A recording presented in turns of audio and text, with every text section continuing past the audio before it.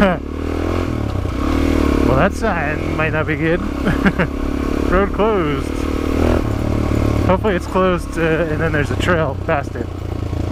Oh yeah, it's a trail entrance. Okay, good. I know right where we are. Cool. Alright, this is the 401 trailhead. So we need to go here and we need to go left. Okay, so if we would have been able to go up the one that was do not enter, not the one with the branch across, I might not have shown that in a video, but if you go right next to the one where there was the branch across, there's another one and it comes up here, but it's one way because it's up a hill, which kind of sucks because you can ride down it but not up it, which would be way more fun.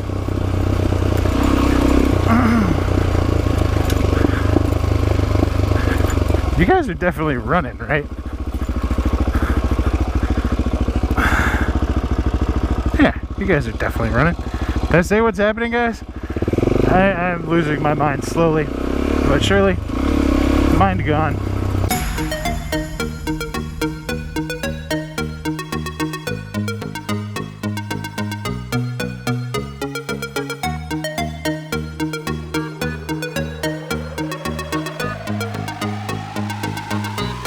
Done. Done. Can't handle it.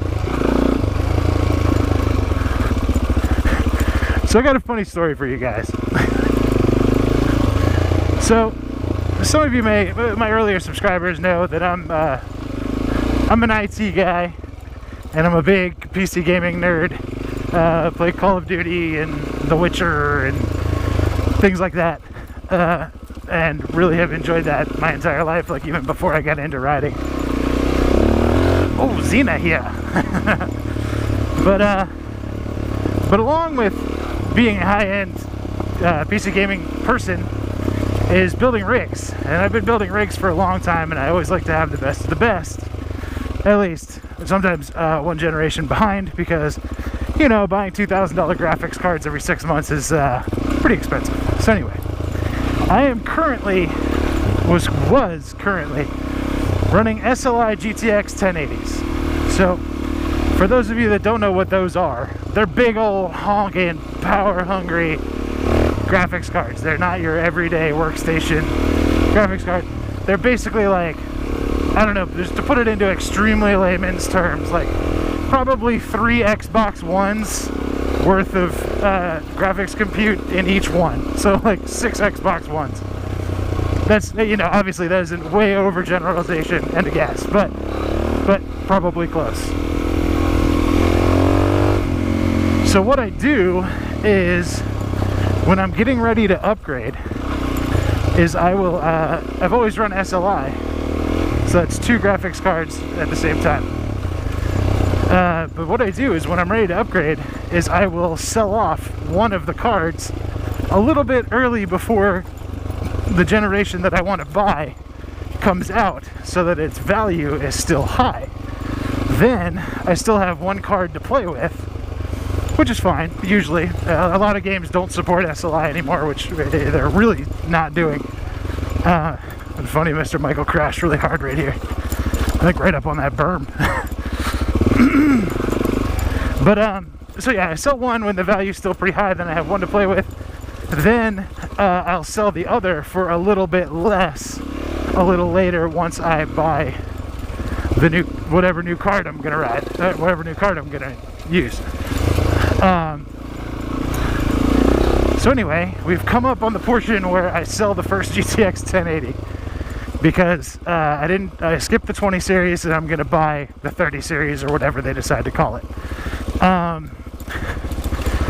So I put it up on Facebook Marketplace in my area, which is not really a tech heavy area.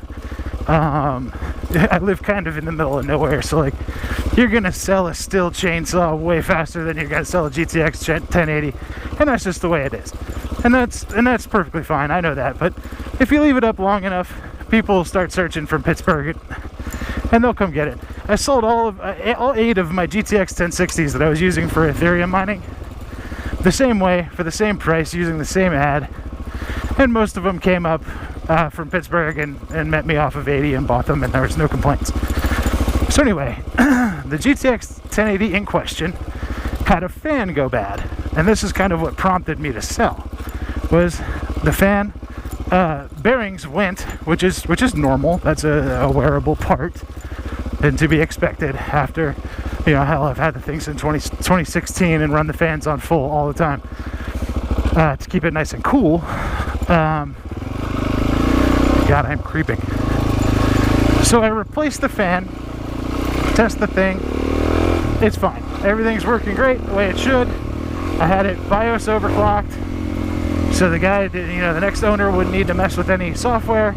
You know, just run the fans at max if you can. If you don't, it's not overheating anyway, you know, just normally. But, you know, best practices with it overclocked like that, run the fans at 100%. So it sits up for a couple of weeks, and I finally get a message from this guy at like 2 in the morning.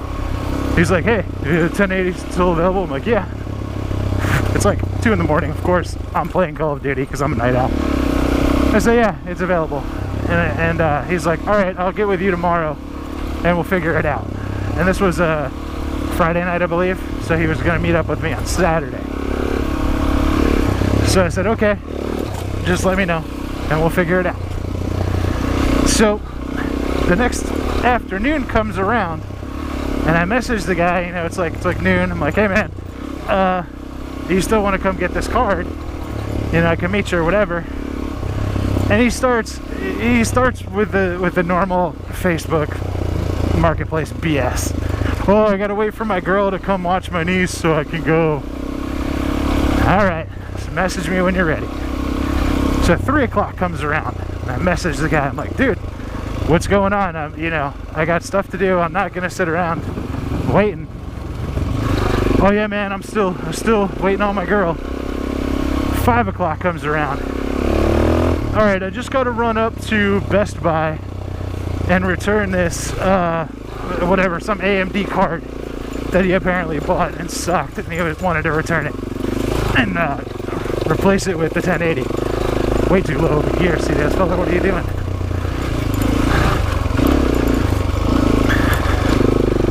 So, of course, this same day, I'm putting my car up for sale in the same manner, which was a Toyota Corolla. And I was like, this Toyota Corolla is not going to sit here for long. So I'm like, all right, screw this guy. He can't get his shit together. We'll figure it out. So I put my car up, and within 10 minutes, I got 12 messages on my car. And the first guy was like, I'm coming right now. I'm on my way. I'm like, cool. Car sold very easily. And of course, when the guy that's coming to look at my car is like 10 minutes away, the other guy calls. He's like, oh, I'm ready to meet now. I'm like, crap. So I send Miss Stacy to go get this guy the card, and I'm gonna meet the guy and talk about my car. I'm gonna talk about the guy that's buying something for several $1,000s over the guy that's buying a $300 GPU. Whoa. I think Mr. Michael crashed right there too. Poor Mr. Michael. But anyway,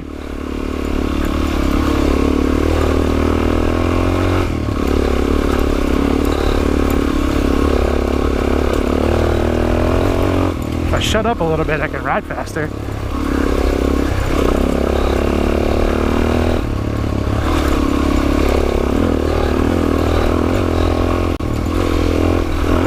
Yeah, baby.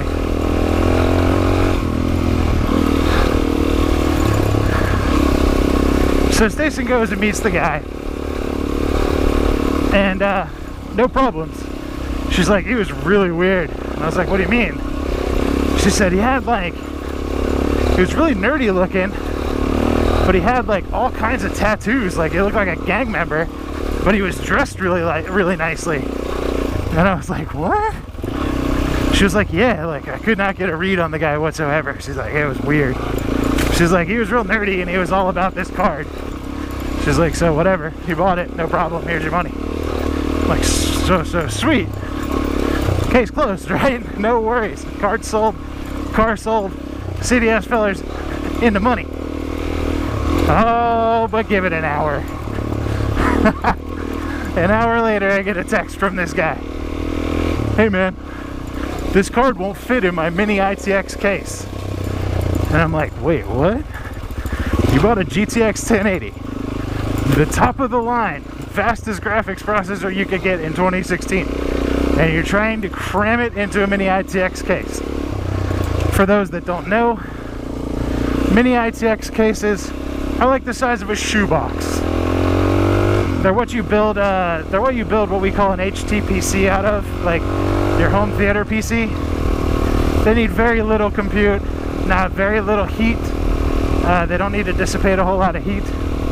They're very small. For these GTX 1080s, you need a monstrous case with a monstrous amount of airflow to keep these things cool. So I tell the guy, I'm like, and he's like, can I get a refund? And I'm like, I don't even answer him. Like, no, this is retarded. I'm not answering you. You bought it. If you want to sell it, you sell it. I'm not giving your money back. This was an as-is sale. We're done. So I don't ignore the guy. The rest of the day goes by. Turns into the next day. I get a message. Hey man, what's wrong with this card? Your wife said that you were mining. Were you mining with this card? And he sends me a screenshot of the card running at 82C. Like, he sends me a screenshot of the on-screen display from Afterburner, and it says 82C. And then he sends me a picture of the card crammed into this mini ITX case with literally like a centimeter of space between the fans and the power supply. And I'm like, dude, you're starving the thing of air. You gotta move it up. He's like, I can't, only one PCI Express slot. And I'm like, again, not my problem. This is not my problem. I did not plan this for you. I did not design this for you. You made a stupid decision. Now it's your time to own up for it. So anyway, he's like, can I get a refund? And I'm like, no, dude, I don't want the card back. And then he starts going off. He's like, hey man, the fans are making noise. He's like, the only fan that's working is the one that you replaced. And I'm like, dude, if you broke the fans shoving it into the bottom of a mini ITX case 2 centimeters away from the power supply, that's not my problem. I'm like, and I don't want a broken video card back. Like, no way, no how, no, not at all. So he starts with the, I'm gonna take you to small claims court, I'm calling my lawyer, you're gonna hear something, blah, blah, blah. And I'm like, whatever, dude. I would love to take my 20 years of IT experience into a courtroom and explain to a judge and show him the pictures that you sent me about how you did this wrong. And it's most likely that you broke it. I know I didn't break it. I know when I sold it, it worked. I test stuff, like I said. I try to be a stand-up guy. I always try to do the right thing. If I would have broken the card, or if I would have known that something was wrong with it, I would have fixed it just like I fixed the one fan. Why would you not fix the other 2 fans if they were not working? I mean, they're 12 bucks on Amazon. 6 screws. Like, no brainer. This guy's just being a moron. So anyway, I end up blocking the guy. I made the mistake of giving him my phone number. So I had to block him on my phone. And then he starts with Facebook. He tries to add me as a friend, sends me a message back to the ad, trying everything he can. He's texting from unavailable numbers. I'm like, nah, dude, nah, you're done. I don't want anything to do with you. Goodbye. So he left me a voicemail that was like, you're gonna be hearing from my lawyer. I think we need to go this way because I turned this way when I came in. Yeah, buddy, and this should be my trailhead right here. So needless to say, it's been like a week and a half, almost 2 weeks, and I still have not heard from this guy's lawyer. And if I ever do, oh man, it'll be a good time. It'll be a good time. Like, dude, I do this for a living. You're done. By the way, the old Santa Fe is now mine. That's my car now. The Corolla is gone. The Corolla is gone, and it sold for my asking price and real fast. Just like I said, it was pretty amazing. I was pretty stoked about that. So yeah, the only problem here is that Santa Fe, the four-wheel drive broke. The all-wheel drive broke. So now, all it is front-wheel drive. And Miss Stacy was trying to come up the hill in front of the house, and it was snowing, like a torrent, you know, like a blizzard. And usually I think I just climb right up, no worries. But yeah, she couldn't make it up the hill. And then we figured out that something in the rear broke, so yeah, it's just two-wheel drive now. That's it. It's interesting. So anyway, I'm gonna drive this thing until it falls apart, and then I'm getting a Tacoma. But all right, guys, that's it. Hope you enjoyed. I will catch y'all later. Peace.